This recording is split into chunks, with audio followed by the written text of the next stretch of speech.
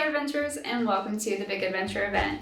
My name is Sarah and I am the Influencer Relations Manager here at HitSense. We hope you've been having fun exploring all the great games in our showcase. As always, don't forget to join the TheBAE community over in our Discord. I'm sure a link will pop up somewhere over my head here. I'm super excited to be sharing with you all interviews with devs that are involved with games such as Roki, Spaceboat, Wayward Strand, Teacup, Do Not Buy This Game, and so many more. Enjoy this chance to meet with the devs, learn what neat things that they're working on, obstacles they faced, and maybe, just maybe, one of the devs will have a key to give away. Speaking of Steam keys, on with the show. Hi there, we're Tag of Joy, an indie studio from Lithuania, and today we want to tell you about our game, a charming mystery adventure, Crowns and Pawns, Kingdom of the Sea. The game features real-life locations and follows historical events with a mixture of medieval legends of Europe. Crowns and Pawns tells the story of a girl from Chicago, Milda, who unexpectedly receives an inheritance from her grandfather, a house in Lithuania.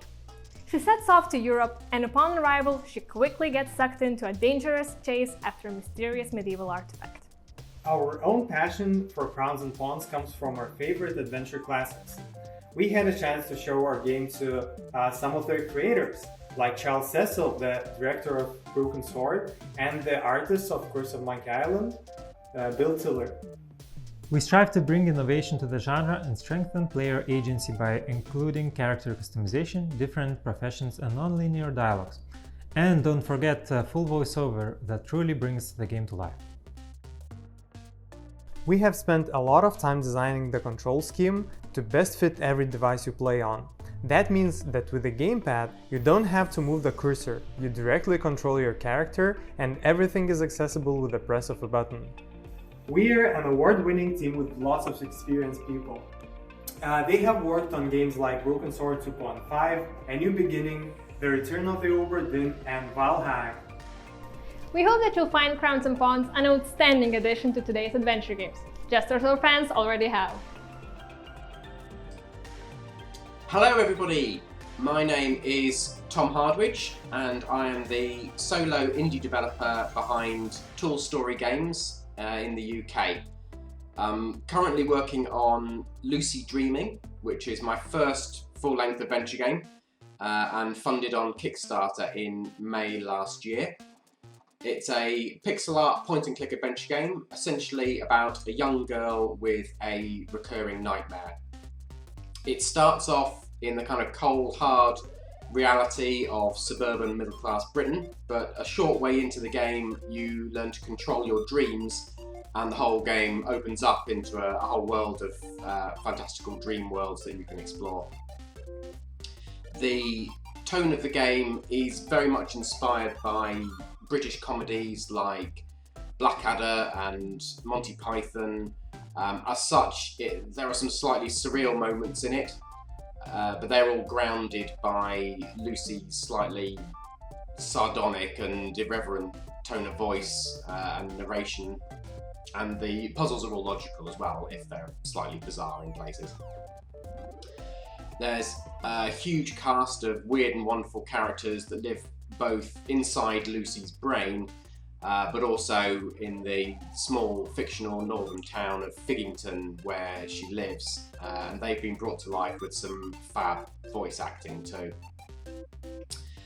Like a lot of people growing up in the 90s, I myself was a huge fan of Sierra and LucasArts adventure games. I really wanted to capture the feel of those games whilst also adding my own personality and sense of humour to it as well. I myself have worked in advertising for the past 20 years and I only started creating adventure games a couple of years ago, so this whole process and the industry has been a massive learning curve for me, from figuring out which game engine to use to drawing all of the game artwork and kind of everything in between.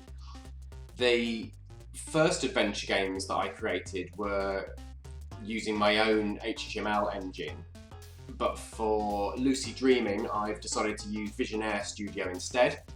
I find it really simple, intuitive to use, and it supports all of the platforms that I'm hoping to release on, namely Windows, Mac OS, Linux, iOS, and Android, with the possibility of publishing to Nintendo Switch maybe later down the line too. One of the adventure games that I am super excited to play when it launches is Prim. I absolutely loved playing the demo last year. It's part of the Big Adventure event as well, so if you haven't played it already, go and do so. The demo is fantastic and I just can't wait for the full game to be released. I will be watching everything that Jonas from Common Colours does throughout the event very closely as well. I myself am really proud to be a part of the event. Having narrowly missed out on the deadline last year, I hadn't quite got the demo ready for release yet, and I'm just hyped to be part of it this year.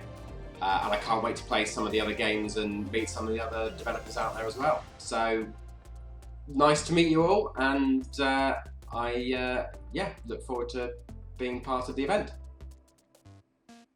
Hi, I'm Bridie McDonald. I am the community manager at Lofty Sky Games. We're a small indie studio based in Toronto, and we specialize in narrative games. And we are so delighted to be a part of the Big Adventure event with our upcoming game, Sky of Tides. Sky of Tides is a story-rich, point-and-click sci-fi narrative game set in a technologically advanced universe on the brink of collapse. So you play as Rin. She's a 16-year-old cosmic farm girl, and she's stuck living with her terribly cruel grandpa on their family farm. And she's stuck there because her father has mysteriously gone missing. So in the game, Rin needs to find the courage to run away from home and search for him. So in the game, you're gonna explore and discover a complex 3D world and make choices that shape Rin's character. So we're a pretty small dev team. We've got 4 core members. Devon, who is here with me, he is a highly talented 3D Unity artist. With Sky Tides, we want the players to just really enjoy and be fully immersed in the narrative and just get lost in the world that the team has created. Some of the core members of the team are parents, so it was really important to them to put out entertainment that they would be comfortable having their kids play. Devon, you're in the technical side. I don't know if you want to speak to any, technical hurdles you've come to face during your time on the project. So, though I've only joined the game recently, we've been working in Unity for this entire game, and I've seen my fair share of technical issues in the small amount of time I've been here so far. Most of them were relatively quick to solve, either updates to some of the custom tools we're using, or by just coming at it with a different angle, using some of Unity's inbuilt tools to help solve the issues. But one of the more recent ones was giving us some serious trouble, where a bunch of animations were bugging and compounding on themselves. Sounds tricky. We're planning to release Sky of Tides in the summer of 2022. We're first going to be releasing it on Steam, and then we're going to do a port to iOS and Android. I think later down the road, we'd also like to get it on Nintendo Switch. My top picks for 2022 are Lord Winklebottom Investigate, Stray by Blue 12 Studio. I know that you're also excited about this game too, Devon, if you want to talk about it a bit. Yeah, Stray is a game that I've actually been following for a while, mostly because of the animation side of it. Seeing how they've built all these animation systems to let a cat navigate this massive cyberpunk city filled with robots. Looks like it'll be really interesting. Thanks again to the Big Adventure event, everyone at HitSense for having us. We've got a demo that you can play. We'd love you to check it out. We'd love you to give us some feedback. We're constantly trying to improve the game, so that is super valuable to us. You can also follow us on Twitter, Instagram, and Facebook at Lofty Sky Games. And yeah, that's all. Thanks so much. Hello， 大家好，我是旅人苏菲亚的制作人喵酱。设计这款游戏的初衷是因为我从小就很喜欢《威力在哪儿》这个系列的绘本，然后又想给游戏增加一些另一个层面上的意义，所以我加入了旅行的元素。那么现在在游戏里面，我们可以看到一个微观的威尼斯，这个其实是我苏菲亚系列的第一站。那么为什么第一站会选择在威尼斯呢？在我看来，威尼斯是一个富有浪漫气息的一个水上城市。我记得我小的时候看过一部威尼斯背景的爱情故事，叫《人人都说我爱你》，然后心目中其实是埋下了这个想去威尼斯的种子。但是由于种种原因，我就一直没有去成威尼斯。所以就设计出这么一个热爱生活、热爱音乐、热爱美食、热爱旅行的女孩苏菲亚，希望通过游戏的方式让苏菲亚带我们去感受威尼斯的风土人情。那么我自己其实有一个小心愿，我希望可以环游世界。那么结合我自己做游戏的这么一个身份，然后我就做了这么一款游戏，希望可以带着玩家去世界上每一个美好的地方去看一看。让玩家可以足不出户，享受到旅行的恬静舒服。在设计这款游戏的过程当中，确实遇到了不少的困难，然后需要画的东西很多。比如说威尼斯有很多标志性的建筑什么圣马可广场、圣马可教堂、钟楼、总督府、里耶托桥等等等等。其实这个工作量确实是蛮头疼的，因为画一个教堂大概就需要1个多月的时间。从找素材到谷歌地图里面去认方位，然后画草图到完成图，每一步其实要准备的东西是很多的。最后看到结果的时候是很开心的，但是算上这个美术工作量，确实花了差不多2年多的时间。然后画完了之后，还要把美术导到引擎里面进行编辑，然后还有很多什么开门开窗这些工作量。工作量来说的话，确实蛮掉头发的，你看。需要戴着帽子好，最后还是把这个微观的威尼斯做出来了，还是很欣慰的。毕竟当时因为我现在是已经辞职自由职业在家，那么当时其实我是一边上班，然后一边还要做旅人苏菲亚的，所以因为晚上很多时候要陪小孩的缘故，所以只能白天早晨的时候起来，每天早上5点钟起来做旅人苏菲亚。过程是辛苦的，但是结果是非常的正能量，非常美好的，也是很希望它能够很好的被做出来。这款游戏其实我们前后开发了大概3年多的时间，如果算上构思的话，因为构思了2年多，然后现在的小孩4岁多嘛，所以我常常是我们的大女儿然后我们游戏会在 PC 手机然后还有 Switch 端都会上线。那么现在的重点是在 PC， 希望能够一步一步的去完善它，然后会更新 DLC。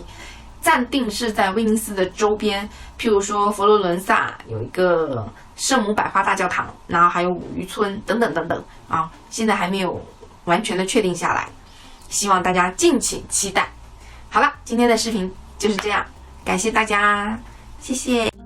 Hi, I'm Alexander Leps and I'm the developer behind the Plague Doctor of Vipra.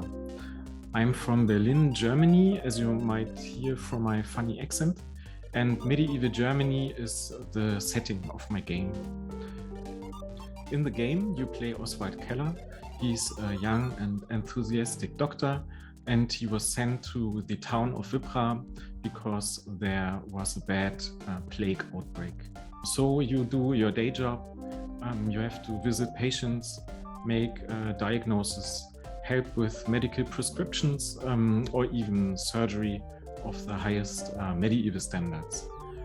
One day he discovered what he thinks might cause the plague, and keep in mind the people of the time believed that the plague was a punishment of God. But Oswald is a man of science, and he started to investigate, which is a very dangerous thing in a time where religion was the true law of the people. You have to deal a lot with the ignorance of the people and also their superstitions and misbeliefs. During the research for the game, I found out a lot of interesting things about the time and the plague in particular. For example, that the plague mask you might know from movies or games wasn't used in Germany at all, and was introduced probably in the 17th century. And I also discovered a lot of similarities between that time and our time during COVID-19. So a lot of that went kind of naturally into the design of the game, and with every puzzle you solve, you will learn also a bit of history. Visually, I would say my game was inspired a lot by the Last Door series. I really liked how much immersion they achieved with so few pixels, and that was kind of an eye-opener to me. The team consists mostly of me, so I do the writing, artwork and coding. I post regularly on my Twitter about the development, so you can follow me there to keep up to date. For the music, I work together with a composer from the Netherlands, Titus Drissen, who did already awesome tracks for the game. For me, it is very difficult to wear so many hats at once, but I have a little experience with it. In 2017, I released my first game, Runic Rampage, which was a hack and slash and had a rather trivial plotline. But for the Plague Doctor of Vipra, I took together all my story writing skills and put that into the game. You can play the demo and find out how it went, and I'm very curious what you think about it. So please play the demo, and that's all from me. Goodbye. Everyone just adjusted their posture. We're ready for our close-up. Hey Maze, give us the Wayward Strand elevator pitch. Wayward Strand is set in 1978 Australia, in rural Victoria, where you play as Casey, a 14-year-old girl whose mum is head nurse of a flying hospital ship. Over a summer weekend, your mum gets you up to the ship to hang out with all the oldies on the elderly ward. Mechanically, I guess Wayward Strand is quite interesting. It's a story-focused game, and all of the characters on the ship, their stories take place simultaneously. So you play as Casey, one of the characters, but as you play, all of the other characters are also living out their own lives, interacting with each other. Wherever you are in the game, everything else that can happen in the game is happening concurrently, and it's incumbent on the player to move to the right place to experience the different content, and that it has that replayability factor where if you then are in different places, you are hearing completely different things that would have been happening in the version that you initially played. We're really leaning into that structure, and it just means that as you wander around the ship, you might just come across people who are just finishing a conversation, or you might kind of show up somewhere and people are chatting and you've got no idea what they're talking about. But that's part of the charm of the game. In terms of the themes of Wayward Strand, there's a lot in the game about intergenerational connection. As a player, you're not necessarily influencing events in a really heavy way. You're just coming to an understanding that events are unfolding around you, and that listening and being present will allow you to gain access to those events more so than trying to intervene or trying to influence the events. Jason, can you tell us a little bit about the Ghost Pattern team? It's an exciting team for a game because we kind of come from quite varied creative backgrounds. Like some of us are very much from the game space, but then other people like Georgia have a lot of experience in theatre, or Maze in live and experimental art, Goalie in like graphic novels. It feels like a really cool mix of creative energy on the team. For sure. It kind of takes all of our different creativities to make a game like this. Totally, yeah, for sure. There's the four of us on this call, and then kind of like three other people who are kind of part of the core team, more part of like just managing and producing as well as what they actually do on the game. And then we've got a wider crew of just awesome collaborators that we work with. What does Wayward Strand set out to achieve? World peace. Trying to make a game that is accessible to people who might not have ever played a game before. Telling stories within a bit of a different structure for a video game and seeing how that turns out. I think it's a very value-driven game. You know, having authentic depth to all of the characters, especially old people who are underrepresented, and having a racial diversity as well. We've been working with the Bunurong Land Council, who's the Indigenous traditional owners of the land that the game is set on. I think we're also setting out to contribute to a growing body of work that is not just coincidentally made in Australia, but which speaks with a very local voice about local stories. So what are some of the challenges that have arisen during the development of Wayward Strand?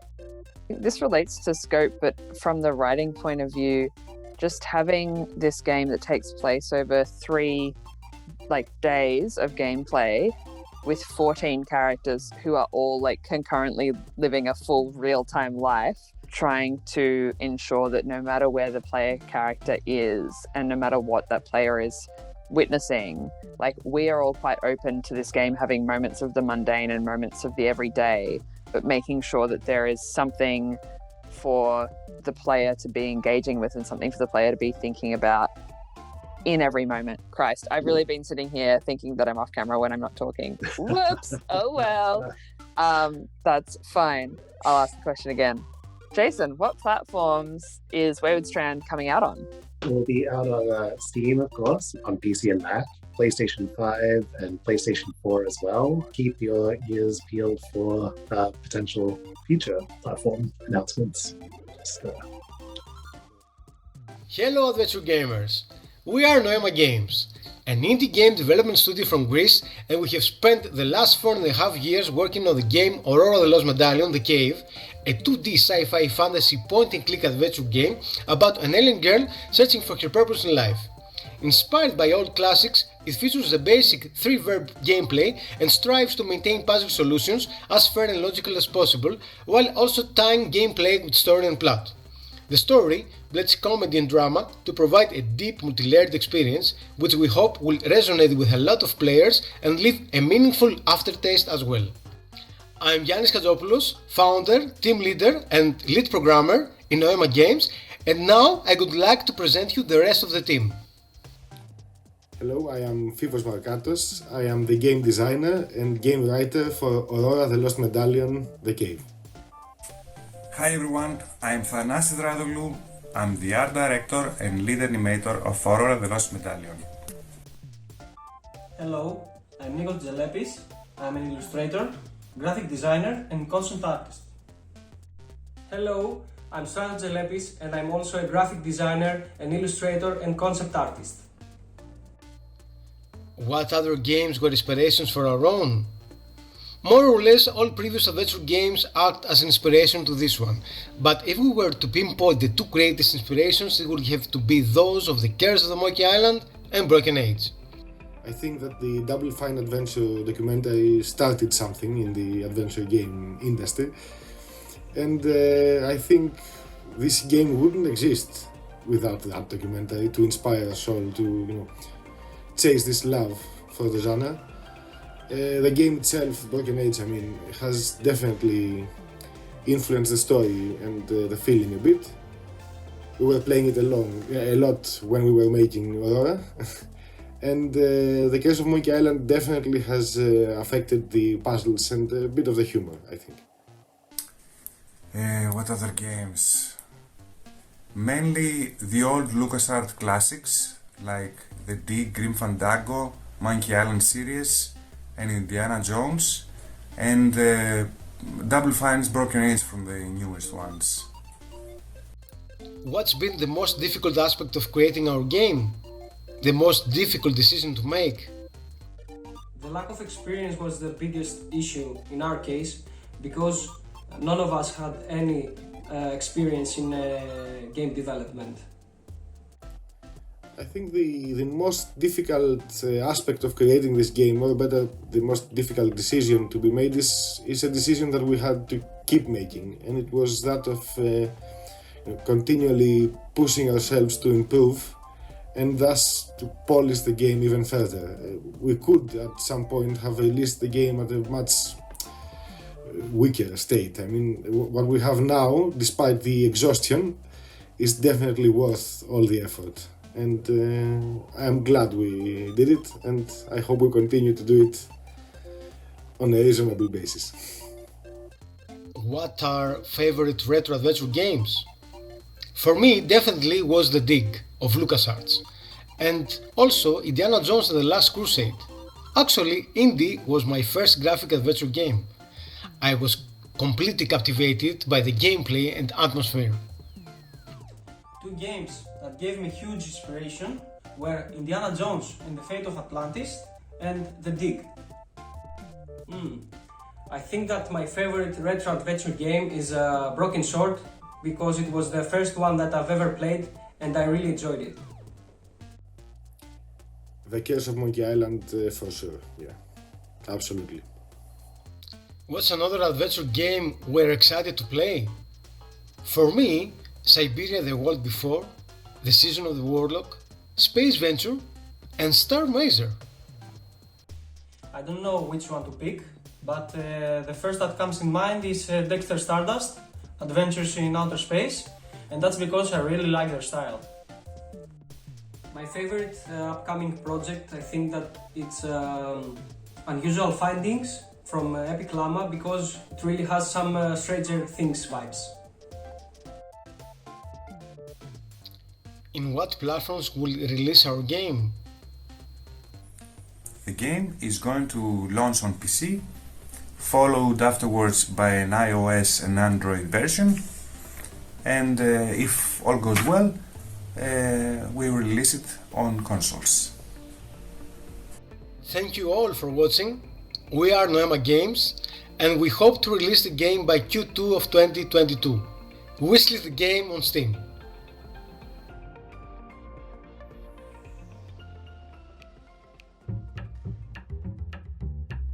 我们是 Freeride Studio， 那我们是来自台湾的游戏开发团队。那当初会想要做这款游戏的原因，是因为我本身是画图的，那有一天突然想到，就是说每一张画在制作的过程中，画家是以什么样心情去制作的？那透过画家的角度去看这个世界，会有什么样的谜题跟特别的故事产生？我们对于怎么样去做一个谜题的设计都有不同的想法，然后不同的喜好这样子。但是在面对这些冲突的时候，事实上我们都蛮愿意就是听制作人的想法是怎么样的，然后我们先从以制作人这个角度来去快速的把东西做出来之后，再来看说使用者他的体验是什么样子，用使用者的回馈来去调整之前我们有疑惑的这个地方。其实我们在与配音员合作之前，我们其实有先预录一些，就是我们根据游戏中情境预期出现的这些情绪，先配一些声音出来。在录制的过程中，其实有时候并不是很顺利，其实要反复被卡掉很多次，重新录很多次。那有时候就是我们预录的声音效果不够理想的话，我们也要亲自就是下去现场就是示范这样子。所以我们也花了蛮多的时间去调整这些情绪出现的时机点，还有它出现的频率等等，才完成我们这有关情绪的配置的这个部分。其实我们的故事是蛮偏向那种温馨唯美的爱情故事。我们如果能够在游戏上重现出吉卜力风格的电影给我们那种感觉的话，对，那应该是相当不错的。我会希望说玩家能看到的不只是就是我们镜头给他带到的那个画面，他可以其实玩家可以更自由的再看一下游戏中的各个角落，然后我们在每个细节里面都有加入了跟故事非常有关联的要素，让玩家看到其实可以希望可以勾起他们的想象，就是说这个东西跟我们故事有什么关联？对。我们的主角有一头利落的头发，然然后同时它也就保有细腻温柔的眼神。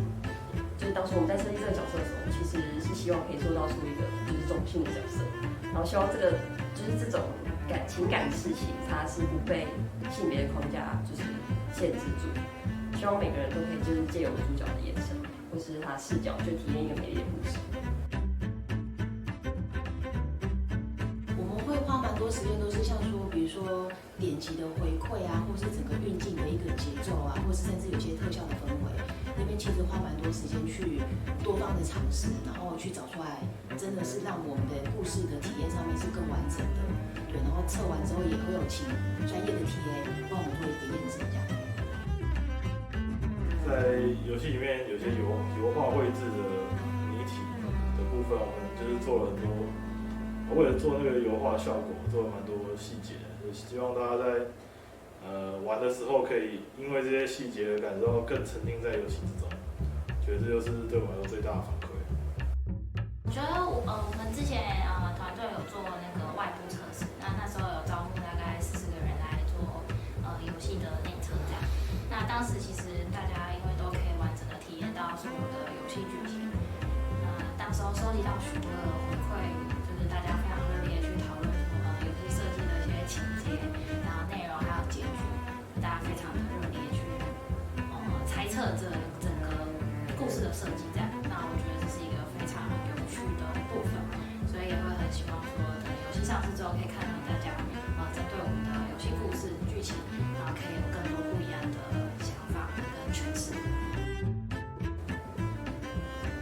OK， 赞，就这样。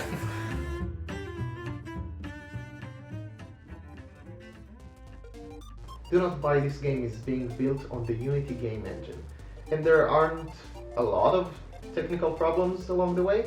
The main one is that I've yet to figure out how to connect this mic, but we're working on that. So what is Do Not Buy This game? Do Not Buy This game is a comedy walking sim, where the game is being built as you play it. When you enter, you find the game creator inside, and he has to tell you some hard truths. The game isn't ready yet, but I'm sure the two of you will be able to figure something out. So who's on my team? Well, I am my team. I'm making this game alone. I do use the help of some other people for music and, as you can probably hear, voice acting, but yeah, that's a solo project mostly. Have I been involved in other projects in the past? Well, not really. I did work on other stuff on my own or with friends, but nothing commercially available to anyone. So yeah, this is my first game, and I hope you'll enjoy it. So what does my game try to achieve? Well, Do Not Buy This game is weird, and I like it. And I'm trying to create something as special as I can with it. More specifically, I'm trying to create a real relationship between you as the player and the game creator, or at least the character of the game creator. And I think you will be able to really see that coming to fruition when the game is done. The hardest aspect of creating this game was letting go of the previous game that I've been working on. It was very ambitious. It was bigger than what I could ever create on my own. And so after like a year and a half of development, I decided it's time to put that project on ice and work on something else. And that something else is this project. And what I'm trying to do is take a lot of these same experiences that I had and a lot of the hardships that I had on having to pause working on something that I love into this game. And I hope it will turn out for the better. So my favorite retro adventure game is Pink Panther Passport to Peril. It was a small game that I played when I was a child, and the comedy in it stuck with me until today. And yeah, it's very good, try it. Do Not Buy This game is currently only available on Steam, so you can go ahead and wishlist it now, but who knows, maybe it will come out to other platforms in the future. Hi, I'm Julian, CEO and co-founder of Digitales Interactive. We're a small 4-person indie game studio based in Germany, and we released our first game, cuna, last year in 2021. We're showing it to you at the Big Adventure event this year, but we already did last year, before it was actually fully out. It came out in May on PC. You can get it on Steam, on GOG, and a couple other platforms. And also now it's on consoles. It's on current gen and last gen PlayStation and Xbox, and also on Nintendo Switch. That just happened a couple of weeks ago that we released on consoles. It's been going pretty well. People seem to like it. If you want to check it out yourself, there's a free prologue version of it. That's just like the first hour of gameplay. You can play it on Steam or GOG. It's called cuna Prologue. But what is cuna? Well, it is a sci-fi noir adventure game. You can make your own choices in the game. You sort of solve cases. You can solve them correctly or incorrectly, and depending on what your choices are and how well you do with the cases, the game may branch and develop on a different way and ultimately end in a very different way. Although it's largely the same story, your choices and what you think the truth is does have a big impact on how things go. And that's sort of the big draw of the game. We also sometimes get that it's a point-and-click adventure, but that's not really the case because you don't do a pointing and clicking for once. You can play with controllers, or with WASD, so it's not like literal point-and-click mechanic. We also don't have an inventory or any of the moon logic puzzle stuff. We're trying to incorporate the puzzles into the story because that's what we're really trying to focus on. Have like an engaging story that is the mystery, and that you have to understand the story and listen to the characters and read the news and things like that in order to unravel the mystery. And we try to do that because we feel like sometimes in games and this is maybe has always been the case. You get gameplay and then you get a cutscene, right? And we wanted to not alternate gameplay and story. We wanted people to be invested in the story because the story is the gameplay. And it's up to you whether you like that or not, whether you think we did a good job of it. Like I said, there's a free demo. I really hope you enjoyed the game and all the cool games that they're showing at the Big Adventure event this year.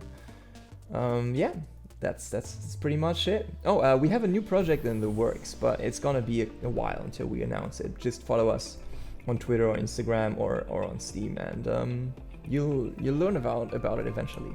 Anyway, thanks a lot for listening to me ramble, and have a nice Big Adventure event. Bye bye. Hello, I'm Roger Hill from Whistling Wizard, artist, animator, and design on our feature title Rosenlocket. Whistling Wizard is a small 2-person team from New Zealand. We consist of myself and Ryan Forrester, in charge of coding, in-game effects, and design. Rosenlocket is a 2D action-adventure cinematic run-and-gun title set in the underworld during the Wild West era. Follow our main hero Rose, a mother who must free her daughter's trapped spirit from a silver locket. Tasked with taking down the 6 great sins of the underworld, you'll discover Rose's past and the series of events that have led to her daughter's spirit's imprisonment. Fight your way through the armies of darkness in an epic adventure of character development, charm, love and loss, and of course ferocious combat. Take up the skills of the gunslinger and free your daughter's trapped spirit. Rosenlocket features full voice acting, allowing us to convey the overall story clearly and bring a level of charm and depth to our characters. We have been extremely lucky to take on such talent as Melissa Medina, Reese Bridges, and Brimstone. These talented artists, along with others, will help to bring to life the mysterious cast of family, villains, and foes. We have focused hard on the design throughout the title, with unique comic framing layouts, with the intention of bringing to life a series of playable pieces of art. But art and visuals are not the only content on display here. We have an engaging nail-biting combat system alongside a spirit-based weapons loadout tailored to help you survive the ever-encroaching forces of the underworld. Your main task is to move forward and survive the wild forces of evil, and by all costs accomplish your goal. We have faced many challenges over the development of Rosenlocket, but we are now extremely happy and proud to announce our partnership with Critical Reflex Publishing. With both our teams working full steam, we are set to eventually bring forth the best experience we can muster. We would like to take a small moment to thank our online supporters. The love shown for Rosenlocket has been hugely inspiring to us. With winning a New Zealand award early in 2021 and the interest ever growing around the title, it really helps to show us that we may have something special on our hands. We are now taking early wish lists for Rosenlocket on our Steam page. Feel free to wishlist the game via searching Rose and Locket. Additionally, you can follow along and be part of the development on both Twitter and Instagram by also searching Rose and Locket. And additionally with our publishers, Critical Reflex, who not just only have our game but a fantastic lineup of titles to check out. Thank you for your time today, and we look forward to bringing you more content as we move forward over the development of the game, and we will see you in the Underwest. From a developer that brought you Mass Effect 3 and Dead Space 2 comes a new narrative adventure. In a universe of carpet-based lifeforms, it's up to me, Inspector Domino, to scour the galaxy and stop a shape-shifting jewel thief before it's too late. Join me, the crew of the IGCL Princess Andromeda. Discover with me strange new lifeforms. Meet cosmic whales and set sail for an adventure of interplanetary proportions in Spaceboat. Hi, my name is Luis Alonso. I'm the artist, animator, coder for Spaceboat. I've been in the game industry for over 20 years. I worked on a couple of games like Mass Effect and Dead Space and so on. And I'm looking forward to creating a brand new game that no one's ever seen before, based on some things that I did when I was younger. So it's a long time coming, and I'm looking forward to getting something fresh and something new in the hands of adventure gamers. Hello, I'm Michelle Franklin. I am an author, and I'm the narrative designer and producer for Spaceboat. Hello, my name is Lauren Clare. I have been a voice actor, a community manager in the past on a game's first release. I'm also a live streamer, and I absolutely adore video games. And when I'm not playing video games, I'm painting miniatures or playing guitar and trying to sing some songs.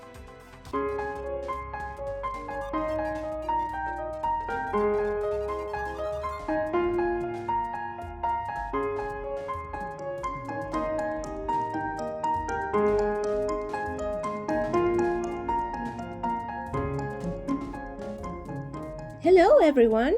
We are Marta Club, a team of 4 Chilean developers who created Teacup. Teacup is a short and wholesome narrative adventure game with a focus on exploration and non-linear progression. You play as the titular Teacup, a shy and introvert young frog who loves drinking tea and reading. The day before she is to host a tea party at her house, she realizes she's completely out of tea and must venture into the surrounding woods to find the herbs she needs to restock her pantry. This was our first project as a team, and despite it being a creative challenge, we are very happy with the result. It's so warming to read all the positive reviews on gamer websites and Steam. And we love all the cute photos people send us of Teacup on their Switch. As you might have guessed, we created this game based on our love for tea. But what you might not know is that the original concept for the game was more like a Metroidvania. We eventually settled on a more straightforward adventure game because we wanted to build a project where the focus was on a slow-paced exploration and narrative. Nevertheless, it was challenging to come up with a non-linear game where the player could advance any way they wanted, so we spent a lot of time designing and redesigning the map and the different quests to make sure it will all make sense and be easy to follow for the players. But also, we are excited for other adventure games participating in this event. What Lies in the Multiverse has looked great since the first time they showed it at a local convention, and we are looking forward to seeing a full release soon. Thanks for listening, and we hope you check out TCAP, which is currently on sale. Hello everyone, my name is Vicente, and I'm the creative director of What Lies in the Multiverse. So, What Lies in the Multiverse is a comedic adventure game about parallel universes. It tells the story about a gifted kid obsessed with the theory of parallel worlds, and how he embarks on an adventure with Everett, an eccentric scientist from another world, who can jump between universes at will. So these worlds are like alternate versions of each level and differing aesthetic, theme, and physicality. Switching between them allows the player to solve logical and special challenges and progress through the story. It's a journey filled with comedy and drama, as the player discovers Everett's past and escape from a diverse cast of characters in a mission to capture them to save the multiverse. So the game is being developed by TheBAE, which is a Chilean studio that consists of just me and Aaron Franco working on our very first game, and it's being co-developed with Iguana, another Chilean studio but with many years of game making experience on their backs. The game is also being published by Untold Tales, a Polish publishing company composed of highly experienced developers which have worked on games like Golf Club Wasteland and the recently launched Aspire in a State. We are making the game in Game Maker Studio 2. It's an amazing engine for beginners, and I started with it with zero prior knowledge, and if it wasn't for its accessibility and ease of use, What Lies in the Multiverse wouldn't be what it is today, definitely. It has its issues though, especially when the scope of the game starts to grow, but I am still incredibly thankful for what it has allowed us to make. So one of the big inspiration for the game was Fez, which was like the most important reference and study case for the visual style and overall feel of the game. Bioshock Infinite was also one of the main inspiration for the theme mainly, and some games like Undertale and the Stanley Parable were big inspirations for the silly humor and that feels all the narrative of the game basically. Those last two in particular has this weird mix of being like a very tense and dramatic story at times, while also never stopping with their silly jokes and funny details, and I really wanted to replicate that special feeling in our story. Some other games I fondly remember are Zelda Minish Cap and Mario Luigi Superstar Saga, both from the Game Boy Advance, which I played a lot when I was a kid, and that of course also inspired a lot of this work. I like to mention also Grim Fandango, which I heavily admire for its creativity and humor mainly. It's an amazing game not only for play but also for analyzing and study, and I really love to do that. Right now I cannot wait to play Long Gone Days, which is a military RPG also being made in Chile by Bura, with fantastic story and characters. I am also keeping an eye on Sky Oceans from our friend at Octeto Studios, which has a beautiful feeling of adventure that really drives us to it. And of course I cannot wait to play the full version of Deltarune, which maintains like this really odd feeling of Undertale's narrative, which I love so much. So, What Lies in the Multiverse will come to PC and all consoles, PlayStation 4 and 5, Nintendo Switch and Xbox One. We have received until now a lot of positive comments, especially on the Xbox demo, and we cannot wait to show you all the full version so you can enjoy the game as much as we did while making it.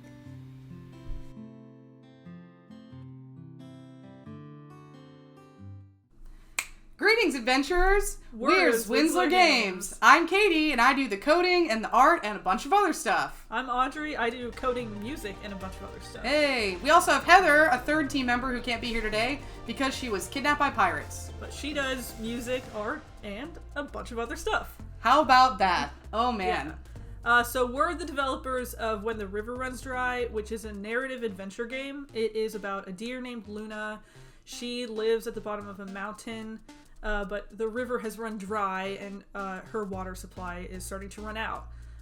So she sets out on a journey to the top of the mountain to try to figure out what happened to the water. And on the way, she meets lots of new friends, explores lots of new areas, new towns, and just, has a good time doing it. Love that. For this game, we wanted to make a game about trickle-down economics, and we also wanted to make a game where you could make a lot of fun animal friends and have magic powers. So if you're interested in any of those things, you can check it out. Yes. And when you say trickle-down economics, you do mean the flaws in trickle-down economics and not just about how awesome it is. I don't know what you're talking about. Yeah, so on your way up the mountain, there's lots of different elements of gameplay that you get to try out. There's, right off the bat, combat. Now that's a big thing for adventure games. You get to throw gems at bees. Also water. And maybe. later, maybe alert. water. You have to go farther into the game to get that one. And then, you get to explore all the different towns in the surrounding areas. It's a pretty, open world game. And you have to survive out in the wilderness, so you have to make sure your water supply is staying stocked, which can be kind of tricky when the river has run dry. So you'll probably have to figure that one out. When the River Runs Dry was built in Unity. Love Unity. Yeah, everyone loves Unity. Maybe. That's where we've been doing all of our coding. We've been making a lot of different systems within the game. Oh, yeah. So code systems. So we have a new inventory system. We built that from scratch. We didn't go download it from the asset store or anything. Our quest system is also from scratch. I mentioned earlier we were using Yarn Spinner. We've been building on that to make a more complex dialogue system even than what that platform allows for. We also have other different friends, abilities, all that kind of stuff, all made in-house. Yeah. Artisan, handcrafted coding systems for maximum fun. Yeah. Yes. Even our art, all of that was made in-house, which has been interesting. None of us have a formal art education, so be nice. You adventurers. This is our third game, so we've used a lot of what we learned in the past. That's true. To inform how we've done the art here. And then our music has been made in-house as well. We participated in these soundtrack game jam kind of things, which is how we've made a lot of the music. It's just little sprints where we make a ton of music all at once. To be clear, Heather and Audrey made all of the music, and I listened to it, and I thought it sounded great. This game, if you want to try it out, I have great news for you. We already have our demo, which is live right now. You can go download it on either itch.io or Steam. Both Mac and PC right now is compatible. And the demo is going to be just the first town. So you're going to get a little taste of the gameplay, a little taste of the story. And if you like that, then you should check out what's coming up, which is going to be our early release. Which will be coming out summer of this year, 2022. That will come out on Steam, and that's going to have the first 2 towns to start, and the second town really expands on the first one. It's going to be a lot even bigger than that one. And then we're planning on releasing a new town every few months up until our full release, which is going to, hopefully, we're planning on 2024, which will be on Steam again, Mac and PC, and then we're hopefully going to be releasing on console too, if we can work that out. Oh, wait! What's this? Ding, ding, ding. Wow, that's amazing. Is that our Discord? It is our Discord. Who knew? Yeah, if you like our game or have questions or feedback, complaints, if you find any bugs, let us know. There probably are some, so that'll be very helpful. If you like the demo, definitely join our Discord because we'll be posting updates about subsequent releases. If you have certain consoles that you want us to release on or different features you'd like to have in the game, hit us up. Yep. Cool. All right, well, go check out our demo. Hit us up on Discord. Let us know what you think.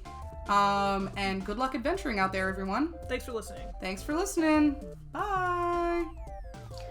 Hi all, I'm Kate from Sugar Punch Games. Our game is called Behind the Beyond, and it's a point-and-click adventure based on Hungarian folk tales.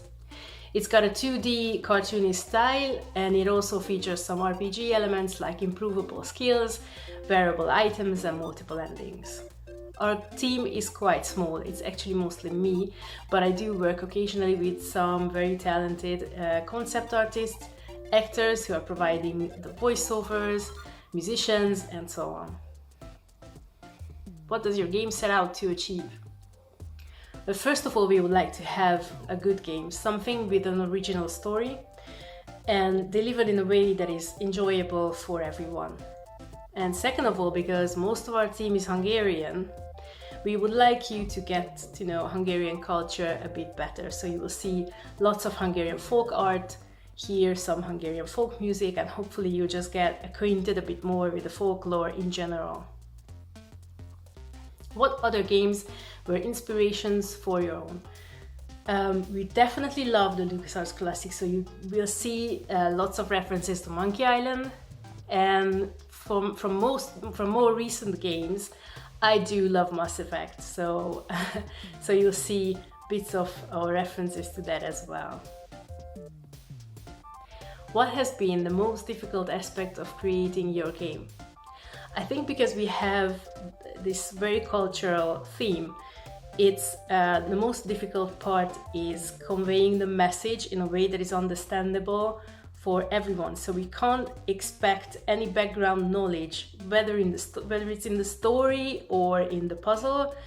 We can't rely on the players having any sort of background information about the folklore, the culture, or anything like that. We will have to provide all this information that is needed to understand the story and solve the puzzles to the user or to the player in a way that is not too on the nose, but in a way that they will still understand it. What platforms will your game exist on?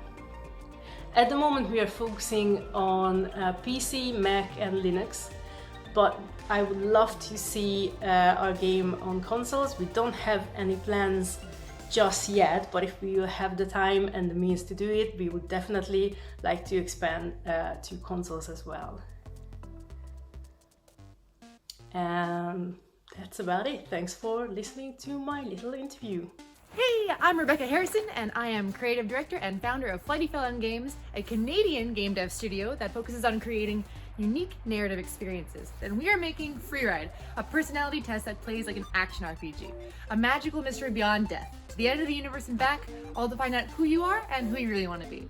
And joining me on this adventure, we have Pooja, our environmental artist, Julian, our musician and composer, we have Sarah, our character artist, and Anthony, our programmer. And we have our project manager and mascot, Zachary and James Harrison. Alrighty. When creating Freeride, I was hugely inspired by Undertale, one of my all-time favorite games. And what I really love about that game is how the way you play it actually changes the way the game reacts to you. If you seek out friends, you'll have a wonderful narrative emotional experience. If you seek out violence, you get violence. And what I wanted to do with Freeride, what I really want is to create a more nuanced version of that, where you're not exactly as aware of the choices you're making as you were in Undertale, where it was just kill or don't kill, where everything kind of reacts to your unconscious personality in a way that's a lot more natural, where you won't be judged in terms of good or evil. You'll simply have to live with the consequences of your actions. And getting that to work properly was absolutely the hardest part of making Freeride, because we don't use any AI or procedural narrative. We just look at the basic RPG mechanics that are already existing. So we look at, for example, how many rooms you enter compared to the average person who plays the game the same way as you. How many weapons that you have in your inventory compared to healing items, that sort of thing. Oh, airplane. That way, the game actually naturally reacts to your unconscious personality as opposed to your overt choices. And to test this, I actually created an interactive PowerPoint, like nostalgia, right?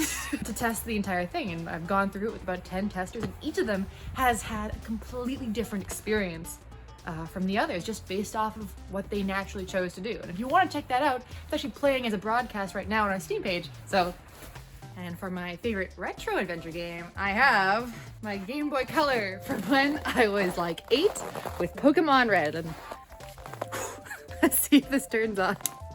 All right. No sound, but we do have Pokemon action.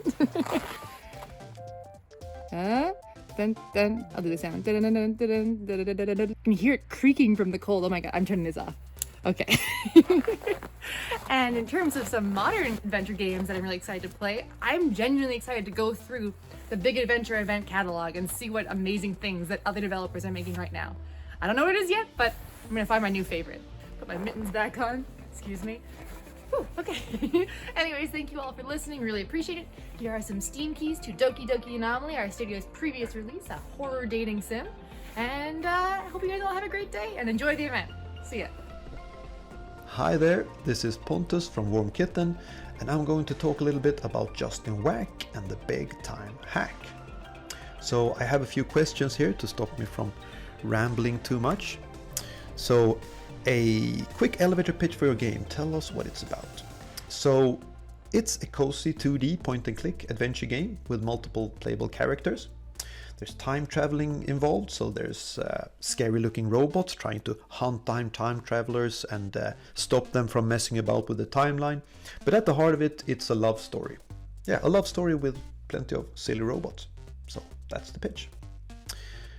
Who is on your team? So basically I do everything except the graphics and the animations. So the graphics and the animations are done by the magnificent Alberto Costa. What does your game set out to achieve? Yeah, so the game tries to bring forward that classical humor and feel of the old school 90s adventure games, I guess, like especially maybe the LucasArts style of storytelling, and tries to minimize the hurdles and the frustration of getting stuck, and while still maintaining the open world feel of games like Monkey Island and Maniac Mansion and whatnot. So something like that. Okay, what other games were inspirations for your own? So I started playing Maniac Mansion on the Commodore 64 when I was a little kid, and I was like blown away. And after 30 minutes they had this triggered cutscene like meanwhile and something happened, and I was just like, holy moly. So there's a different storyline going on behind the scenes. This is a beautiful way to tell a story. I want to do this. Okay, so what platforms will your game exist on? So I'm releasing it to PC and Mac and maybe Linux as well. I'll have to try that. I'm not sure about the Linux release, but probably. It will be on Steam and sooner or later on maybe Good Old Games and stuff like that. I'll probably do an iOS and Android port, and I might have a look at the Switch console. Okay, what's another adventure game you're excited to play? So I tried to back all of these adventure games on Kickstarter. One that I didn't get to back was one that I'm thinking of now that I installed recently. It was called Clio. So I'm looking forward to that one. I haven't had the time to try it yet, but it looks really cool. Also looking forward to one called 3 Minutes to Midnight. It looks really good. This game, Justin Whack, was also kickstarted, and I feel I have to tell you that Ron Gilbert himself backed the campaign, and me and the graphical artist pooped our pants. Okay, so last question. What engine is your game built in? Any major technical hurdles? So I use Unity, and I mentioned I built this like engine to create these types of game more easily, and in that the language Ink from Inkle plays a big part. So basically integrated Ink on top of Unity, and yeah, I really recommend for anyone wanting to do anything in the narrative game scene. I think that language Ink is just fantastic. Awesome. So I like to thank you all, like all of you watching. Please feel free to wishlist the game, and it's coming out this spring, so spring 2022. And thanks to everyone on the Discord for all your support. Thanks to everyone who backed the Kickstarter. Thanks for everyone for all your support. It's been the most fun project I've ever been involved in, and I'm truly grateful for all of your support. Thank you very much. Toodaloo. Hi, I'm Scott, one of the two developers at Luna Beat. I wanted to talk to you about our game, Paranormal Detective Escape from the 90s. It's a VR escape room-esque styled game that's set in an abandoned mall arcade in the 90s. And you're going in to investigate the disappearance of a teenage girl. You have to search, find clues, play games like skee ball, the claw machine, various arcade games and such, in order to discover clues, unlock things, progress through the game. There's a lot to it. It is the sequel of our game, Paranormal Detective Escape from the 80s. You are the same detective and dealing with your nemesis here, Nexus. Hi everyone, my name is Lara. I'm from Luna Beat. So the question is, who is on our team? Primarily it is myself, Lara, and my partner Scott. So for this game we also have Bianca Edelman, we also have Corey Sear on board working on audio, we also have Andrew Cottrell working on voiceovers, and John Caramando working on the graphic design. So other games that we've been involved with in the past, this game is actually a sequel to our previous game, Paranormal Detective Escape from the 80s. And that was a very similar escape room, except instead of an arcade, you actually had to go into this kid's old kind of 80s game room and play with his old retro 80s toys, and it was really fun, and we had a really nice, we had really good feedback from it. What does our game set out to achieve? We really wanted to recreate that kind of mall experience of the 90s. So it's very arcade, it's very early video games, it's very 90s, it's got a lot of references from that era. Other games that were inspirations would be definitely just all those old arcade games. We got skee ball in there, we got the claw game in there, we got pinball in there, and the pinball works actually really amazingly. The most difficult aspect of creating this game, and almost all of our games, is knowing when to stop. We always have a large idea and work in the details, work in extra little Easter eggs, making all the things, since it's in VR, work the way it should in real life. All that stuff takes a lot of time, and that's often our biggest problem, is knowing when to stop and call it a finished product. We definitely have been improving, but this pandemic over these last few years has made it a little harder to predict when things will happen and when things will be done, and staying motivated and all that sort of stuff. My favorite retro adventure game, I absolutely loved adventure games and continue to. One of my first games that I ever played was King's Quest IV, and I absolutely loved it. Played through the whole King's Quest series, many of the Sierra games, LucasArts games, Grim Fandango, entire Monkey Island series. I just loved how silly it was with Guybrush Threepwood and all the silly pirate stuff. The game that I'm looking forward to playing would be Spiritfarer. It looks absolutely amazing, just beautiful visuals, the story sounds amazing. So I'm really looking forward to playing that once I actually have some time to play games instead of make them. So as far as which platforms the game is on, it is on PC VR, the Vive, the Valve Index, the Oculus Rift, the Oculus Rift S, and the Quest 1 and 2 via the Steam Link cable. And then we'll have the native Quest version out a little bit later this year. We've been using Unity as our game engine. We really enjoy the engine quite a bit. There's so much to it, so many things you can do. There's always ways to learn. There's so many tutorials. One of the strengths of Unity is the community that's around it, and just all takes time to learn. Hi, Alex here from Polygon Treehouse. I'm here today to talk to you about Rurky, which is our debut indie game. It's a modern 3D exploration and puzzle game inspired by Scandinavian folklore. You play TheBAE, who's a young girl who's drawn into a magical world when her brother is kidnapped by a shadowy and mysterious monster called Rurky. The game is named after.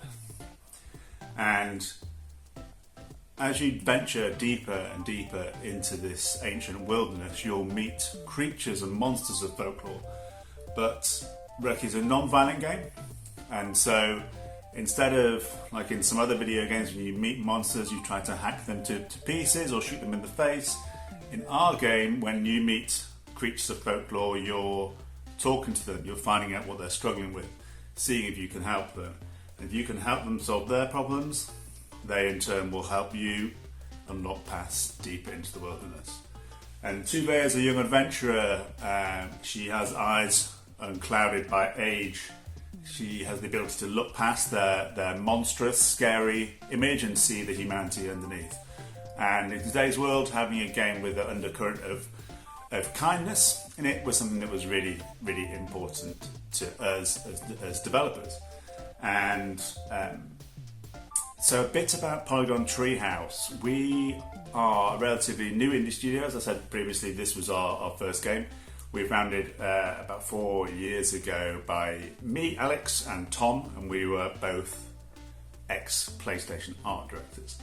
And we worked on many games before, quite a lot of the Killzone series, basically from PS2 up to PS4 and PSVR. We'd worked on loads and loads of PlayStation games on the art side, but we'd also been involved in pitching and crafting new project pitches and stuff like that. But we were excited to take this step into indie games development and be really, masters of our own ship and have a much smaller team and make games that are much more personal to us. And the DNA basically of Polygon Treehouse is in art-led narrative game. That's our passion. That's the area of games that we're really interested in exploring and very excited about. And also non-violent games. That's something, as we're getting a little bit more seasoned, something that's really important for us, and we really believe in the power of non-violent video games. And also in video games as a medium to tell stories. I think we've talked previously about our approach to storytelling, which we call holistic storytelling, and that's a term we use to describe leveraging all the tools we have as game developers at our disposal to help tell the story. So the story is not just the script or dialogue, it's also the music, it's also the sound design, it's also the cinematography, it's also the core mechanics of the game and the puzzles we're making. All these things, when they're in unison, like an orchestra, all the instruments are playing at once, the sound, in this case the story, hopefully will be amplified. And so that approach to storytelling is something that we kind of tried out with Roki. It went down really, really well. The game really connected with players on the kind of story point as well as other things, and it was nominated for 2 BAFTAs, also nominated for Best Debut Game at the Game Awards, won a bunch of Aggies, which we, obviously when you're making a game you're quite close to it, and we thought we'd done a good job. We worked quite hard on it, but you never really know because you're quite close to it. And so when the game launched, we were really delighted to see people's reaction to it and how well the story connected. And so that approach to storytelling is something that we'll be looking to evolve for future Polygon Treehouse projects, which we're beavering away on now and I'm really, really excited about. And the team, just talk a bit about the Polygon Treehouse team. So the team that works on Roki, it's still a tiny team. We tend to like to work quite smart and get the most value out of the work we're doing. And many of the collaborators, this small kind of crack team of collaborators, were also ex-PlayStation staff we worked with previously. But there was new people who came into the fold as well. So Jason, our composer, Ali, our sound designer, and there was a number of people who joined us on the project on the writing front as well. There was Danny and Emma, who helped Sam, who we had worked previously with at Sony, who worked in narrative design to help kind of really bolster the story effort. But yeah, it's a really small team, but we want to make that epic adventure with a tiny team. So in our art direction and some of our choices, we were quite smart-ish on the approaches we took. So Roki has this clean graphical art style that allowed us to create quite a big world. We could iterate on the art quite quickly and make lots of different locations and monsters. So working smart in that way and tailoring our art direction to the size of our team allowed us to create this quite big adventure. But yeah, it's a really exciting time for adventure games, and you can play Roki on a number of platforms: PC, on Steam and GOG, also Nintendo Switch, which has gone down, Nintendo players have been loving it. Also recently it's launched on PS5 and Xbox Series X, which is very exciting as well. But yeah, a big thanks to all the adventure game fans who've played it so far and enjoyed the game, and we're excited to show you what we're working on next as a studio. But in the meantime, happy adventuring. Hi everyone, I'm Marko Tominic, CEO of Red Martyr Entertainment from Croatia. I'm also the game director and writer of Senkota. Senkota is a story-driven psychological horror detective game set in a rural town of Croatia. You get to play with two different characters, and your task is to find a woman that disappeared. She allegedly was involved in gruesome occult murders that happened in the town.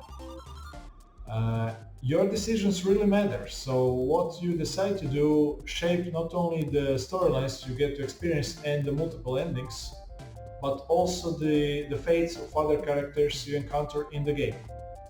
There's tons of side tasks, and so if you really want to experience everything we put in the game, you will get around 20 hours of gameplay time.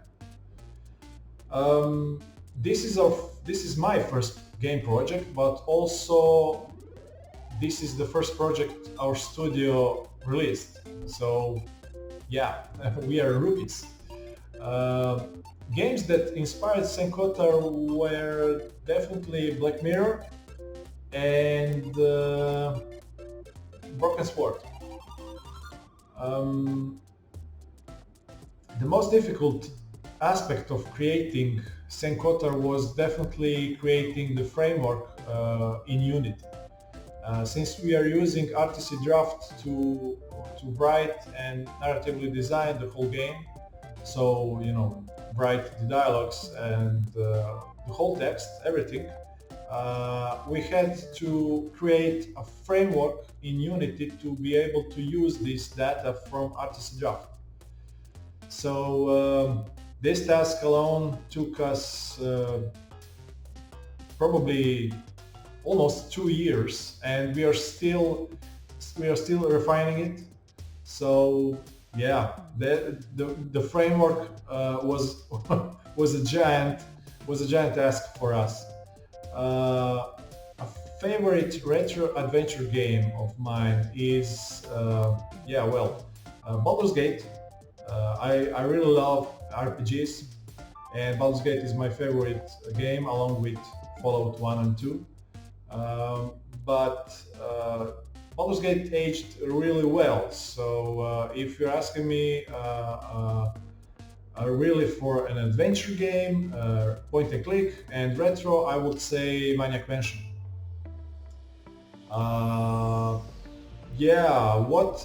What's another adventure game I'm excited to play? I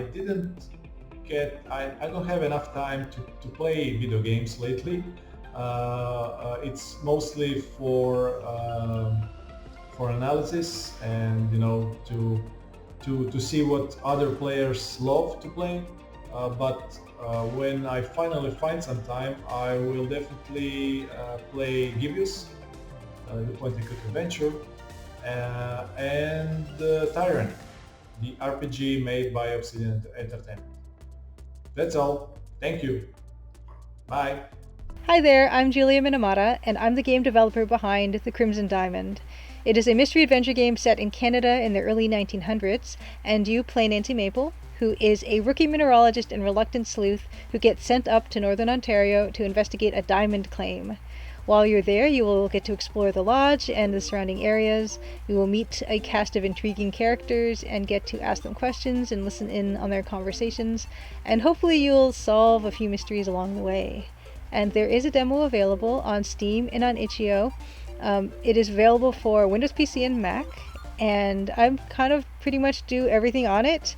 I am the writer and artist, animator, programmer, developer, etc. Except I do have a musician working with me. I have Dan Polakar working on it, and he has done music for Romero Games for their Empire of Sin, which is out now. And other stuff that I did a Playdate game. I art directed and did art for a Playdate game with Sweet Baby Incorporated. It's called Recommendation Dog. I also did the pixel art for Space Warlord Organ Trading Simulator for Strange Scaffold. And just recently, the limited run games, Monkey Island 30th Anniversary Anthology Collector's Edition. I did the portraits for the Collector's Edition book, and that was a real cool thing that I got to be able to do. I'm super happy that I got to render some of my favorite game industry folk like Mark Ferrari and Ron Gilbert and Tim Schafer in this EGA color palette, the same color palette that I use for my game. So that was a real thrill for me. My game is actually very much inspired by older adventure games such as The Secret of Monkey Island, which happens to be one of my absolute favorite adventure games. But I've tried to kind of design the Crimson Diamond to be a little bit kinder to players who may not be familiar with the style of game. My game is a text parser adventure game, which means that you have to type in commands from the keyboard to get your character to move around and open doors and ask questions and things like that. So I have included a tutorial for new players to the style to kind of get familiar with how to play a text parser adventure game. I've also included a notebook function, which is helpful for tracking your progress in the game and what you need to do next. And I have included autosave. So yeah, I think that the text parser style is a lot of fun, and I hope if you have never tried one before to please give it a try. There is a website, thecrimsondiamond.com, where you can find links to everything. So you can find links to my social media stuff. You can find links to the demo. I stream on Twitch on Tuesdays at 8 p.m. Sometimes I do game art stuff by myself. Sometimes I am doing music development with musician Dan Polakar, and we have a lot of fun, and hopefully you can join us for that as well. And yeah, just let me know what you think of the demo if you play it. And thank you so much for listening. Bye. Hello, I'm James Lightfoot from Lightfoot Brothers. I'm David Lightfoot from Lightfoot Brothers. And we are the creators of The Mystery of Woolly Mountain. So, what is this game? What's it all about? Well, Mystery of Woolly Mountain stars the Helmholtz Resonators, who are a renegade bunch of audio scientists, time-travelling scientists, and they go on a mission to save the children of Woolly Mountain from an evil witch. And throughout this game, you play different characters, you play some music, there's time travel, there's lots of different areas, it's in 3 acts. There's lots of funny British humour, and it's, you know, a real fun adventure to play. Any points from you about the game? Yeah, I think it's got a really nice atmosphere. We tried to create the game, or make the game a bit like the games of old we used to play when we were growing up, and it was more about the atmosphere of the adventure. So we really tried to make that happen within each room and each scene of the game. Hopefully you'll feel the same way. Yeah, and you know, it's otherworldly, there's lots of strange beasts and robots, and it's just a lot of fun, and the kind of game we would want to play when we were kids. Colourful, fun, and a real sense of adventure. So it's a very minimal team, it's just the 2 of us, hence Lightfoot Brothers Games. I'm the main game dev, I drew all the art, and kind of purposed the story from which you wrote the original story, which was The Mystery of Woolly Mountain, which we put out as an interactive ebook, because the Helmholtz Resonators are actually a real band that we are in, where we dress up as time-travelling renegade audio scientists. We all swap instruments, we put out a couple of albums, played lots of gigs, been on the radio, lots of videos on YouTube and Spotify and all that, so check it out. And that's one of the great things that is in the game. All these fantastic pieces of music are in the game also. You want to say a bit more about the soundtrack and the book? Yeah, so the original book, I came up with a story based on the characters of the Helmholtz Resonators, who are these time-travelling renegade audio scientists, and this fantastical world where they have to save these children from an evil witch, and loads of different characters and strange and mysterious beings. But as James said, the original concept for the band was just because we wanted to play drums. And each member of the band wanted to play drums, so we would switch around instruments at every gig after every song, and it became this evolving project because we were bored of the sort of status quo of being in a band. We wanted it to be original, different, quirky, rather than everyone standing around looking moody. And the main thing, we adopted those names. We came up with the names. So the protagonist of the game, the main protagonist, is Garland Vanderbilt, which was your character. I was Cladney Plates. He's in the game. Carlton Breezy, Frithel, Stockstone, and Van Dam Loud and Clear. They're the main characters.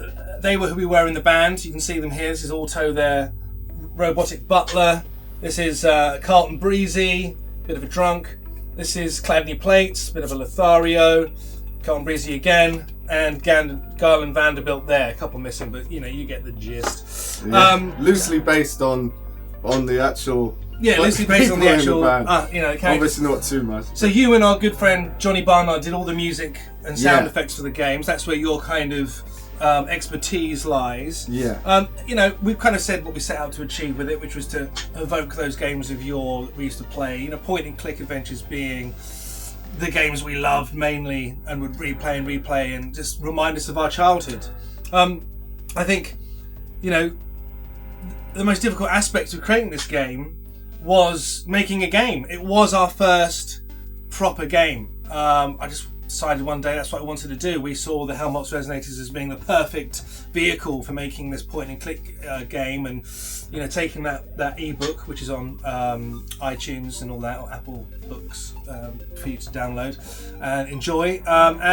We wanted to make the game, and I learned how to code, used Unity, used the wonderful Adventure Creator, and off we went. But the hardest thing was obviously not really knowing how to start out and actually properly have the patience to map out the game very rough and play it through and then populate it with all the art and everything. And being an artist myself, I had no patience. I just wanted it to look beautiful, so there was a lot of going back and re-changing things. And I guess the thing that I'm most proud of, which was the biggest challenge, was I just didn't think about translations in making the game. So if you play it on Nintendo Switch, which doesn't quite have those translations yet, you'll see there's a puzzle in Act 2.5, which is in a dream world, where you have to use Scrabble letters to come up with words to then solve puzzles. Now obviously when it came to translating it into Spanish, German, simplified Chinese,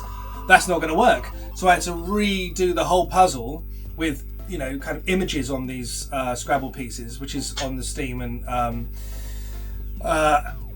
mobile version, which is much better. Funnily enough, it's a much better puzzle. So I learned a lot throughout the journey of making this game. And not doing all the dialogue. Yes. Recording thousands of hours of dialogue and then changing everything. That's right. See, learn all that. Get it signed off. Get it play tested first. What's our favourite retro adventure game? I think mine has to be, everyone says it, Secret of Monkey Island 2, though, I would say. Secret of Monkey Island 2. But, all of those, for me, all of those old point and click games are just heaven. All the LucasArts stuff. I love those games, and that was the great thing about those games as well, because I'm a bit younger than James. It was the adventure that I could sit behind and watch him play, whereas other games, obviously you can do that, but you might get bored or want to play after a while. But it's a game you can play together and somebody's happy to watch, because it's like watching a film almost, a story, a narrative. And I think all the LucasArts games, always like the Indiana Jones one. That was a good one. Yeah, loved all those. And obviously we're big retro heads. Spectrum 48K, 128K, which again features a lot in the Mystery of Woolly Mountain. You play on old arcade machines. You play on the coin-up conversion of that arcade machine on Spectrum as well, which we love all those. So as mentioned, Mystery of Woolly Mountain is on Steam. It is on Nintendo Switch. It is on iPhone and Android for you to enjoy. And we've had great response. Nintendo Switch has sold many copies. Steam's doing well. Bit of a kind of busier marketplace, but hopefully the BAE event will open Mystery Woolly Mountain to a bigger audience. And the mobile version's doing well. That only came out last year, so all fantastic. I would say the game I'm most excited to play, adventure game coming up, is Prim. I think looks fantastic. Can't wait to play that. Love the art style. And the new one from the guys who made Gibbous looks fantastic as well. Any games you're aware of you want to play? Adventure games. I haven't really been keeping abreast. Oh, Dave! I know. But anyway, there's some that we can't wait to play. You'll have to have a look at all I know. nominees. I'm just still stuck in retro land, as you can see. Yeah, exactly. And finally, our game is built in Unity using Adventure Creator, which is a fantastic tool, I think. Adventure Creator and Unity. Kind of mentioned the difficulties we had, before, but it's just fantastic learning new stuff. And we're currently making a brand new game, brand new point-and-click adventure, which you'll be able to demo, play the demo probably early summer. It's fantastic. I'm working with a bigger team this time, aren't we? So we've actually got a writer, an editor, an artist. So it's not all on my shoulders and you, obviously. Yeah. And I have learned so much more with Adventure Creator. I can't wait for you to see how cool this game is looking. So just want to say thank you very much to everyone involved in the BAE event 2022, and can't wait to see everyone else's game. So from Lightfoot Brothers Games, thank you and goodbye. Woo!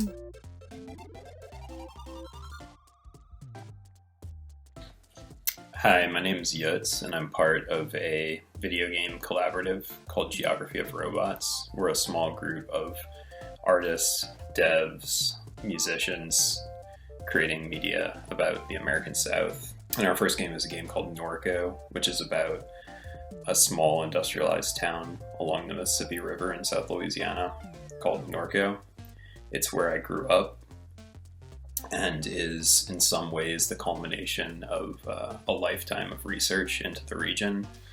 I've been curious about industrialization patterns in that area since I was a kid, as well as the ecology of the area, the swamps and the wetland area along the Mississippi River, as well as the religious geography, Catholicism, etc.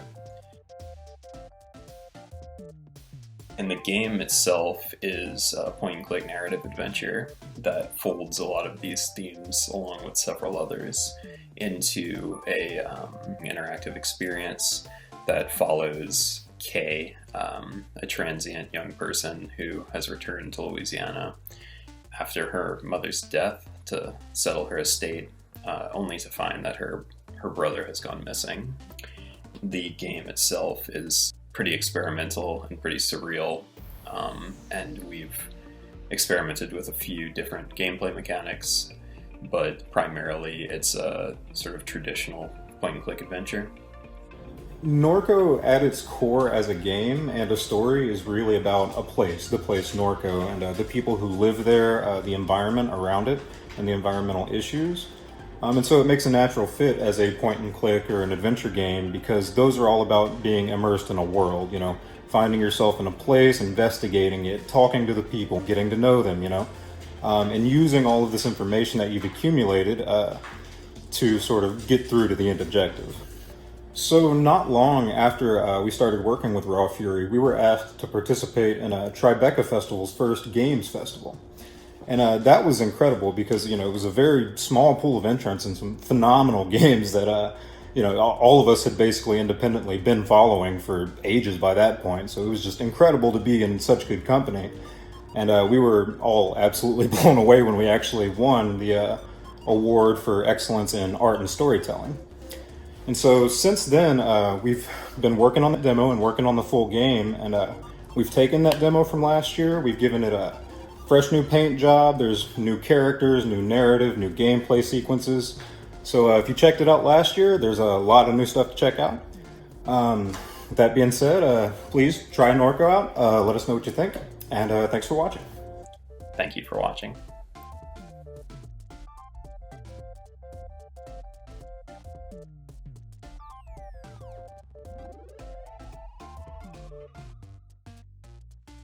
Hi guys, my name is Thierry Benioul and I'm the solo developer behind the main Cameron. So the main Cameron is a world-based survival thriller, which is a pompous way to say that you can make decisions during the game. You play a group of 5 citizens trying to escape a democracy that looks more and more like a police state. Of course, things are gonna get messy very quickly. The cops will show up to arrest everyone, and you will have to escape them and also to cross the border at the same time.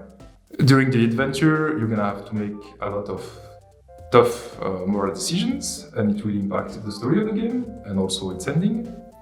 And you will have to manage the resources and the morale of the group, knowing that you can finish the game with the whole group or only one sole survivor.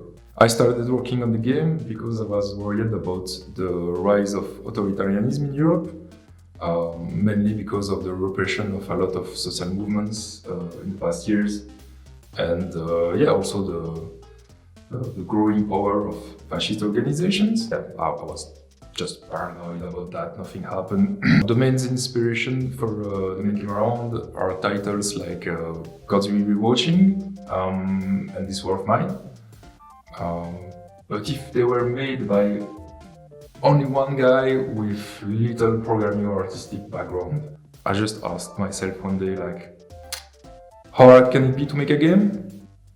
But after a lot of hard work and time spent learning the ropes, the project is fully funded and running and should release in autumn 2022. So if you're interested by a game with a lot of moral choices and some neat survival mechanics, wishlist the game on Steam. And in any case, thank you for watching this video and enjoy the big adventure event. Bye! Hello, my name is Rafal and I'm part of Played with Fire dev team. Before we put our hands on a VR headset dev kit, we were all involved in console and PC development for indie studios in Poland. The urge to create for virtual reality, the possibilities it offered, was too big, however, so in 2019 we opened up our own studio and began working on Stargaze. The core team is HQ'd in Krakow, Poland, but with Stargaze we went a little bit more international with the team, with the writer for the game working out of Canada, the narrator's VO was recorded in Chicago, and the music was composed in Denmark. Our dream was to join the renaissance of classic adventure games that the VR platforms offered, games that we grew up with and never lost the love for. In virtual reality, the immersion is so much greater, with all of the physical hand interactions available and prompt to gameplay experimentations. We tried to push this idea to its limits. There were two main inspirations for Stargaze: The Little Prince, written by Saint-Exupéry, and a visual style of book illustrations that we wanted to smuggle into VR, both based on the same reason behind them: bringing back the spark of imagination we so crave for in modern times. The former because of the promise of the dream of cosmic exploration, presented as a fable and not a realistic struggle. The latter because of the distinct art style and wholesome atmosphere it brought to the table. The game is designed to provide a relaxing experience for all ages.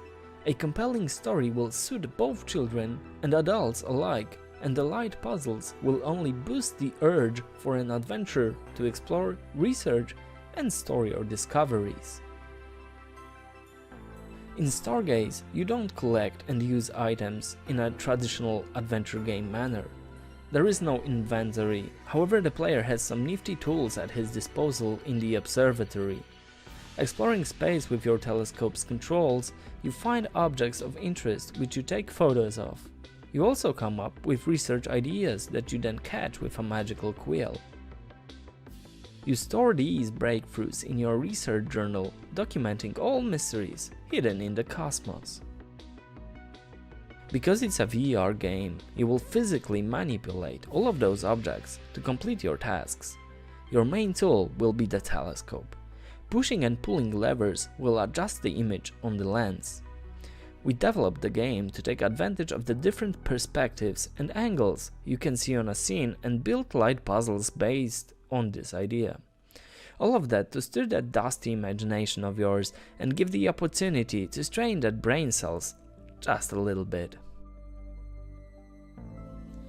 Digging deep into the roots of adventure games, we invited Mr. Thomas Regin to compose the music for Stargaze. The name might ring a bell, as he is the person behind the scores for the Black Ball series, as well as the critically acclaimed Unavowed. He was tasked with providing a mysterious cosmic audioscape, And oh boy, did he deliver on that promise. Taking inspiration from the transcending music of Jean-Michel Jarre, he brought us a truly enchanting soundtrack that will make you launch the game just to chill out, listen to the vibes, and stargaze in peace.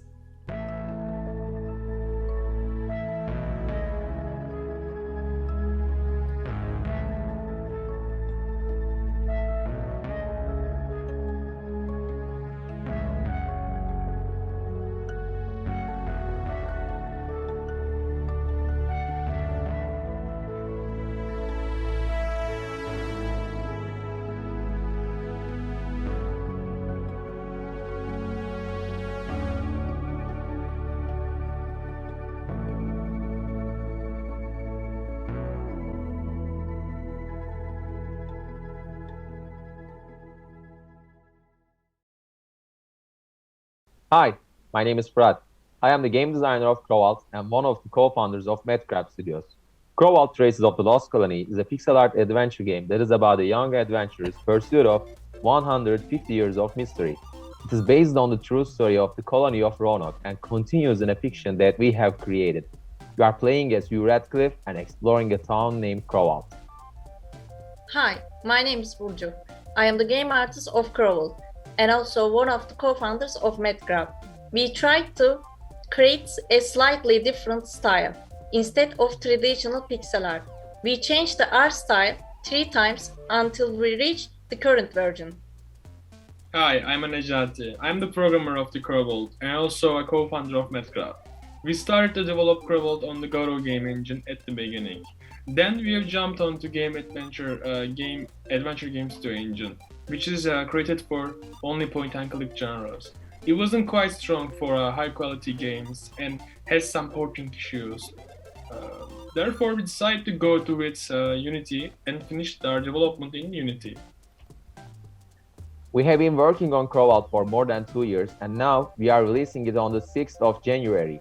We think that the timing is perfect since the big adventure event is in the same month as the release. We are really excited to hear what real adventurers think about Crowalt since it carries so much from the greatest cult classic adventure games. We are also excited to play lots of other great adventures games during the big adventure event. Let's all have a mighty adventurous event. Hi, my name is Kayla and I'm the developer behind Mealtime. And to just briefly talk about what Mealtime is a cottagecore adventure game about delivering meal to forest animals where you glide with the letters that you're delivering because you're a tiny gnome and you go around and you find hidden trinkets and you deliver letters for all the animals and you earn your Mail Scout badges because you're a Mail Scout. So the story of the game is actually that it's your very first day as a Mail Scout, which is kind of a cross between a mail delivery company and a scouting organization. So it's your very first day and it's your very first assignment, which is to deliver a letter to someone named Greg. And the only small tiny bit problem being that you don't really know who Greg is or where exactly Greg is. So you have to go around your new assigned neighborhood, which is the Grumblewood Grove, and you have to go and talk to the different woodland creatures and do deliveries for them and help them out and discover their stories in order to get them to a point where they will start to tell you information about what they know about Greg and where Greg might be, so that you can finally deliver that letter and become a full Mail Scout by completing your first official assignment. I didn't play a lot of games growing up because I grew up in a Mac household and a lot of games are not available for Mac, so I didn't play a lot of games, which is part of the reason that Mealtime will be available on Mac. We're releasing for Windows and Mac on Steam and Epic because Mealtime originally started as just my personal project, and when I posted about it on social media, so on TikTok and Twitter, the whole game just took off really quickly. It went viral on TikTok and I grew such a community around the game in such a rapid pace, and that's been really amazing. So we have a really cool Discord community that you should totally join. Where I get community suggestions from the game and I stream the development of the game so people can really interact a lot with it and change it as it goes. And that's been a really fun way to work on the game, I found. So in the game, you'll find a lot of references to things that I really like. So you'll see a reference to A Series of Unfortunate Events, and you'll see a reference to Up, the animated feature film, and you'll see references to Wes Anderson's Fantastic Mr. Fox. And I just really enjoy putting those little references into things that I really enjoy, just kind of like out of personal satisfaction, I guess, but also because I hope that people will be able to identify with those and be like, oh, I also really like that, and there's like an element of nostalgia and discovery in that. I was also asked as part of this interview to talk about like what my favorite retro adventure game is, and I have to make the confession that I don't have a favorite retro adventure game. Because as I said before, I didn't grow up playing a lot of games because I didn't have access to a lot of games. So I have never actually played any retro adventure games, so therefore I can't really have a favorite. I do play a lot more games now, obviously, because I have access to them, and I really love adventure games. So some of my favorite adventure games, not retro, are A Short Hike, the Little Big Planet games for sure. And I still have to play It Takes Two, but I'm really thinking that that will probably become one of my favorite games too. I just have to wrangle one of my friends into doing it with me. Yeah, so Mealtime doesn't actually have an exact release date yet. We're aiming for somewhere later this year, in the later half of it. But we are running a Kickstarter very soon. We're opening on February 15th, and it's going to run for a month. And it's going to be really cool because we're using the Kickstarter to potentially add some extra features to the game that we've so far shelved but could be really, really fun to have in the game. And it's also a way for you to be able to pre-order the game and get access to the beta that we'll be running. So if you want early access to the game, the Kickstarter is really just the best way to do so.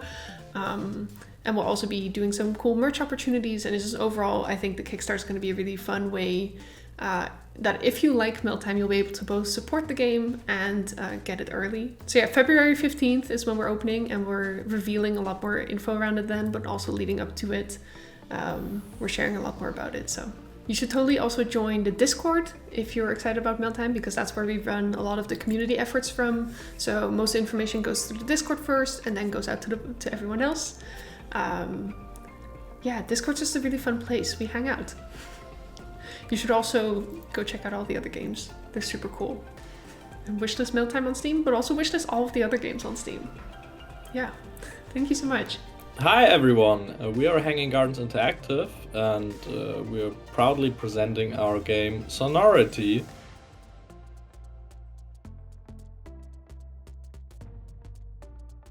Sonority is a music puzzle adventure where you solve puzzles by combining notes to melodies. And in the game, you explore a long-forgotten place in search of a melody that you want to find to help a friend.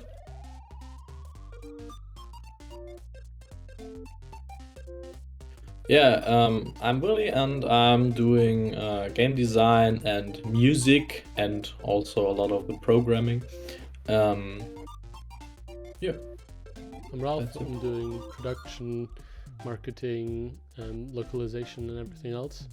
And Vlad is our resident 3D graphics guy.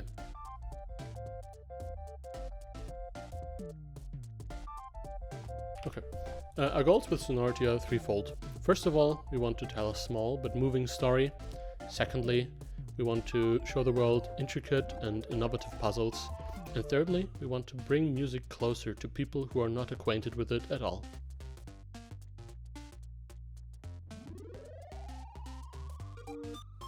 A big inspiration were the Zelda franchise.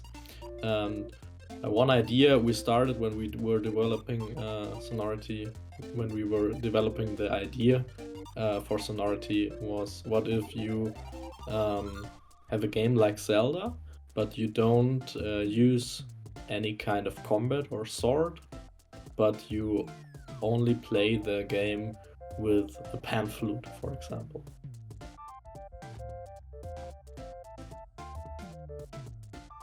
My favorite retro adventure game is without a doubt Monkey Island 2, LeChuck's Revenge. It's special to me because it's one of the first games I played together with my dad. One of my favorite retro games is by far, I think, Also Monkey Island, because I love how the music changes, whether you're going into one house or another, and this smooth piano track always follows you. And another game I really liked was The Broken Sword. Another game I really liked was Broken Sword, which is a mysterious point-and-click adventure, quite a classic these days.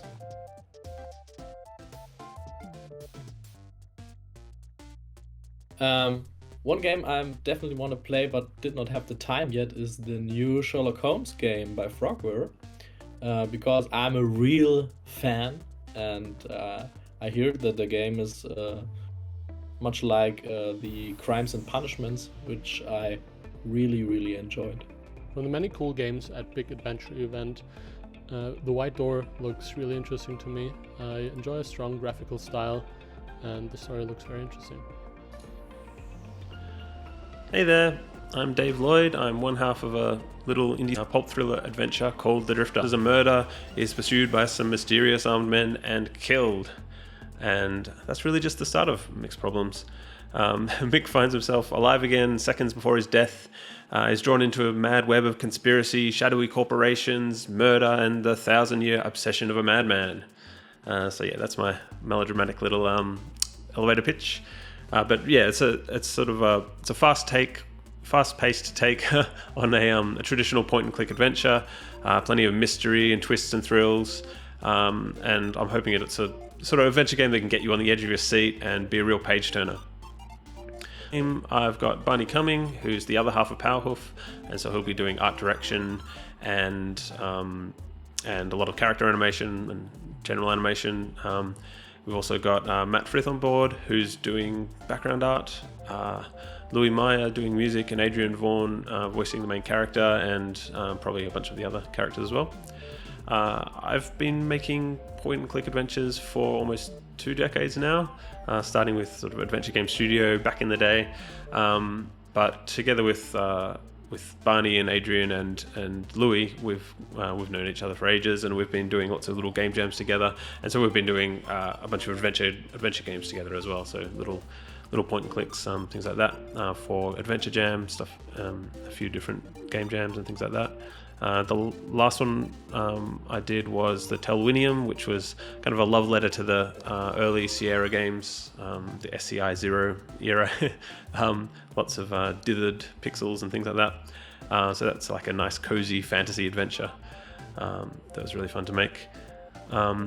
I've actually been collecting a lot of boxed versions of games. Where are they? Up here. Box versions of some of the classic games as a kind of lockdown hobby, I guess. Just finding them on eBay. So yeah, a bunch of Sierra ones and a couple of LucasArts, Revolution software ones. Yeah, a lot of the classics. That's been really fun. A fun hobby, looking on eBay. And it's been a good chance to replay a lot of the classics as well recently. It's hard to pick a favorite, but the Quest for Glory series has always had a pretty special place in my heart, I guess. Both from when I was a kid playing them and when I guess around when I was starting to make my own games as well. The engine I'm using for the Drifter is Unity, but I'm using my own toolkit called PowerQuest, and I've got that out for free for other people to make their own point and clicks as well, and that's been really cool. I've been seeing some other people using that toolkit. There's a couple of games been announced recently. One is Locomotive, and another is a sort of a sequel to the Flight of the Amazon Queen. So that's pretty cool. I'm very excited to see those coming up. So they're two that I'm really excited to play. Obviously, partly because I know a little bit of my code's in there, but they also just look awesome. So that's probably it for me. Enjoy the rest of the adventure event. Wishlist The Drifter on Steam if you get a chance, and check out our other little free adventure games and stuff on powerhoof.com. Alright, see ya.